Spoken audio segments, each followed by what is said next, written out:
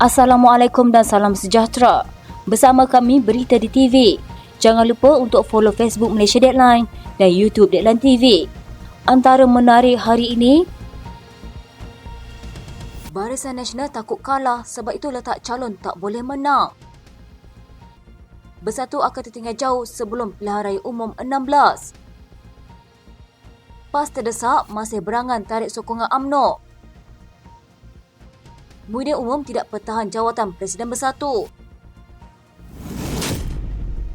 Ketua Penerangan Bersatu, Razali Idris mengaku tidak bersalah di Mahkamah Seksyen Kuala Lumpur atas tuduhan menghasut. Terdahulu, Ketua Bersatu Terengganu itu didakwa di bawah Seksyen 4-1-B Akta Hasutan 1948.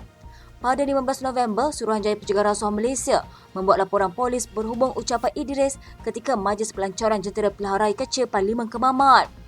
Mengikut kertas pertuduhan, Razali didakwa mengeluarkan kenyataan berbau hasutan di Padang Astaka Cukal, Kemaman, Terengganu antara 9.30 malam dan 11.30 malam pada 10 November lalu. Kenyataan tersebut adalah mengenai dakwaan bahawa Padang Kakimat dikawal oleh kerajaan.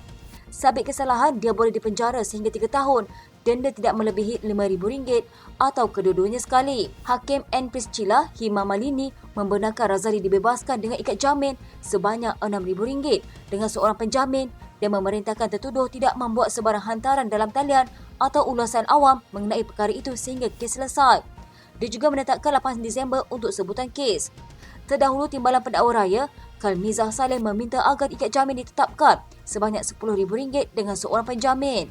Dia juga meminta mahkamah memerintahkan Razali tidak membuat kenyataan lanjut mengenai kes itu sementara menunggu kes selesai. Bagaimanapun, Peguam Bela Razali Hashahari Johari Mawi memohon ikat jamin RM1,000 dengan seorang penjamin memandangkan tertuduh tidak berisiko melarikan diri. Peguam itu menegaskan Razali bukan sahaja seorang ketua keluarga yang memiliki 2 anak dan menjaga isterinya yang menghidap sakit jantung. Malah dia juga seorang senator di Dewan Negara dan anggota Exco Kerajaan Negeri Terengganu. Katanya berikutan itu tiada potensi tertuduh melarikan diri atau menimbulkan risiko mengganggu saksi pendakwaan. Peguam itu berkata tidak timbul isu Razali akan mengganggu saksi pendakwaan memandang saksi adalah daripada SPRM sendiri. PAS mendakwa bekas Parlimen Angkatan Tentera Jeneral Bersara Tan Sri Raja Muhammad Effendi Raja Muhammad Noor diperalatkan Barisan Nasional untuk bertanding pada pilihan raya kecil Parlimen Kemaman pada 2 Disember ini. Timbalan Pesuruhjaya 2 PAS Negeri, Datuk Satiful Bahari Mahmat berkata, pemilihan Raja Muhammad Effendi sebagai calon langsung adalah sekadar alat untuk menyelamatkan maruah UMNO dan BN yang tersilap langkah memfailkan petisyen menyebabkan pilihan raya secara paksa diadakan. Justru itu, katanya, Raja Muhammad Effendi yang mungkin malu dan terhutang budi dengan Presiden UMNO Datuk Seri Dr. Ahmad Zaid Hamidi yang mempunyai hubungan istimewa ketika memegang jawatan sebagai Menteri Pertahanan menerima tawaran sebagai calon walaupun dalam keadaan terpaksa. Katanya walaupun keputusan petisyen memihak kepada BN, Ahmad Zaid yang juga Timbalan Perdana Menteri sedar parti itu mustahil untuk memenangi kursi Parlimen Kemamat. Pemimpin BN di peringkat negeri tahu parti itu akan tewas sebab itu pemimpin sini termasuk bekas Menteri Besar Datuk Seri Dr. Ahmad Said dan pengurusi Felda Datuk Seri Ahmad Sabri Cik cuba mengelak daripada disenaraikan sebagai calon. Mengulas lanjut, Satiful Bahari yang juga Exco Kerajaan Negeri berkata, Ahmad Said dan Ahmad Sabri sedar jika mereka tewas pada PRK ini akan menjejaskan jawatan sebagai pengerusi Lembaga Kemajuan Terengganu dan Felda. Katanya BN berada dalam keadaan tersepit untuk memilih calon menyebabkan Ahmad Zaid terpaksa memperalatkan orang luar parti bertujuan menyelamatkan kedudukannya dalam parti dan kerajaan.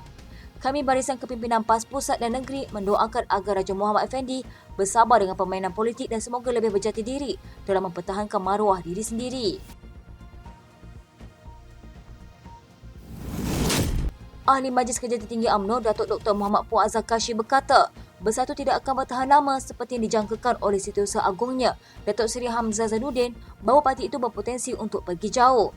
Puan berkata Hamzah lupa bahawa Bersatu kini semakin ketinggalan berbanding PAS yang mempunyai negeri sandaran sendiri. Bersatu juga tidak mempunyai akar umbi sendiri dan hanya bergantung pada PAS. Katanya Hamzah lupa parti itu kini semakin tertinggal jauh bukan sahaja ditinggalkan jauh oleh PAS tetapi oleh MP Bersatu yang akan tinggalkan parti itu. Puncanya, Bersatu tidak ada akar umbi sendiri. Ia berjaya kerana PAS, Bersatu gagal menggantikan UMNO. Bersatu tidak ada negeri sandaran macam PAS, UMNO dan PKR.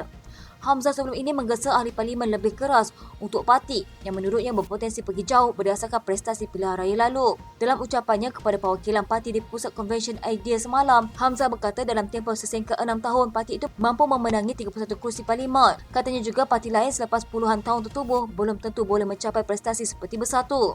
Sementara itu, Puak berkata Bersatu akan ditinggalkan jauh sebelum PRU16 dengan wakil rakyat mereka akan mula beralih kepada PAS atau kepada PMX. Katanya ini melemahkan daya juang wakil rakyat Bersatu. Mereka akan beralih jika tidak kepada PAS, akan beralih sokongan kepada PMX. Bersatu akan ditinggal jauh sebelum PRU16. Pengakuan PAS bahawa Perikatan Nasional masih berusaha menarik sokongan UMNO menunjukkan parti itu semakin terdesak untuk menjatuhkan kerajaan. Setiausaha Agung DAP Anthony Loke berkata, penegasan itu juga menunjukkan PN tidak pernah berputus asa mahu memporak-perandakan kestabilan negara yang sudah dicapai melalui kerajaan perpaduan. Katanya memang ini menunjukkan mereka terdesak, tak pernah berputus asa nak memporak-perandakan dan mengkucak-kacirkan kestabilan politik. Apa yang sudah ada hari ini sebenarnya sudah cukup baik. Kerajaan stabil, kerajaan boleh melaksanakan tanggungjawab dan tugasnya. Usaha seperti itu amat tidak bertanggungjawab. Loke berkata titah yang di-Pertua Agong agar semua pihak memastikan kerajaan stabil juga tidak dihiraukan PAS. Katanya sedang yang di-Pertua Agong berkali-kali bertitah supaya pastikan kerajaan stabil dan tidak ada lagi kucak-kacir politik dan fokus bangunkan negara. Tetapi mereka ini tidak habis-habis berangan nak rampas kerajaan, tunggulah sampai pilihan raya. Abdul Hadi berkata pencalonan Menteri Besar Terengganu Ahmad Samsudin Mokhtar di PRK Kemaman juga merupakan persediaan untuk PN mengambil alih Putrajaya. Katanya kita sedang memujuk lagi UMNO kerana ahli Parlimen UMNO bukan semua sokong PH, kita sedang pujuk lagi pihak lain untuk bergabung. Sementara itu ketika ditanya mengenai kempen PAS di Kemaman yang banyak menyentuh isu hubungan UMNO dan DAP, Loke berkata perkara itu menunjukkan PN ketandusan modal. Menurut Menteri Pengangkutan itu tidak ada perlu digusarkan mengenai kerjasama antara UMNO dan DAP. Katanya, jadi hari ini apa yang kita takutkan? Saya boleh turun bersama dengan pemimpin UMNO, berkempen bersama orang lama UMNO Ahmad Said. Tak ada masalah kita turun ke kawasan pengundi Cina, pergi ke kedai kopi berceramah. Kalau kita terlalu taksub pada sentimen lama ini, tidak akan membawa ke mana-mana. Bagaimanapun kata Loke, PAS terus memainkan sentimen berkenaan bagi meretakkan hubungan antara DAP dan UMNO. Katanya kalau Asyik nak mainkan sentimen, jangan lupa PAS pun pernah bekerjasama dengan DAP, jadi apa masalahnya?